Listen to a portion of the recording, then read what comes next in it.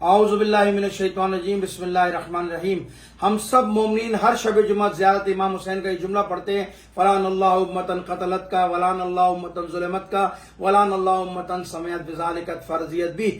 خدا قتل کرنے والوں پر لعنت کرے، جنہوں نے ظلم کیا اس پر لعنت کرے، اور جو اس ظلم کو ہوتا ہوا دیکھے اس پر خاموش رہے، خدا اس پر بھی لعنت کرے۔ آج آپ حضرات کو پتا ہے کہ پارا چنار کی صورتحال انتہائی گھمگیر ہے، پارا چنار کی صورتحال انتہائی مخدوش ہو چکی ہے۔ ہمارے کئی جوان پارا چنار میں بے دردی سے شہید کر دیے گئے ہیں، کئی زخمی ہیں، لیکن الحمدللہ اس ساری شہادتوں کے باوجود بھی ہمارے جوانوں کے، پارا چنار کے مومنین کے حوصلے بلند ہیں، اور الحمدللہ وہ دہشت گردوں کا ڈٹ کر مقابلہ کر رہے ہیں۔ افسوس تو اس ملک کی ریاست پر اور پاکستان کی حکومت پر ہوتا ہے کہ وہ اپنے لوگوں کی جان مال کے تحفظ کے لیے ہاتھ اٹھا کر کھڑی ہے، اور پوری قرم ایجنسی جو ہے وہ دہشت گردوں کے حوالے کر دی گئی ہے۔ وہ مومنین اپنی ذمہ داری ادا کر رہے ہیں، اپنا فریضہ ادا کر رہے ہیں۔ میری بھی ذمہ داری ہے، میرا بھی فریضہ ہے، اور میرا فریضہ یہ کہ اگر میں وہاں نہیں جا سکتا تو میں اپنے شہروں سے ایک طاقتور آواز بلند کروں، اپنی شہروں سے قوت اور طاقت کا اظہار کروں، تاکہ حکمرانوں کے اوپر دباؤ پڑے، ریاست پر دباؤ پڑے، اور اس دہشت گردی کو روکنے کے لیے وہ اپنا مثبت کردار ادا کریں۔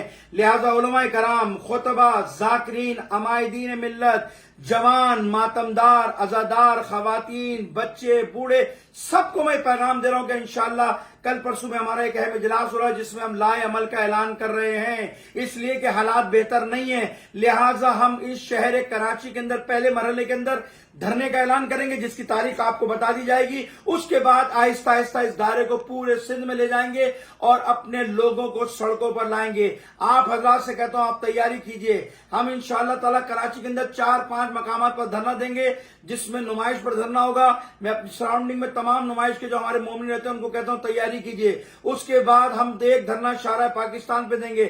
تمام انچولی کے جوانوں کو، بزرگوں کو، ماتمداروں کو کہتا ہوں وہ تیاری کریں اپنی۔ اس کے بعد ہم ملی 15 پر نیشنل ہائی وے پہ دھرنا دیں گے۔ آپ تمام جعفر طیار، محمد ڈیرہ اور تمام لوگوں سے گزارش ہے کہ تمام خواتین، مرد، بچے تیاریاں کریں۔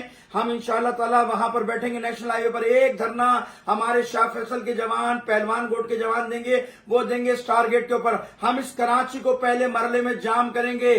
اگر یہ مسئلہ حل نہیں ہوا اس کے بعد پھر ہم پورے سندھ کے اندر آہستہ آہستہ اس دائرے کو پھیلائیں گے۔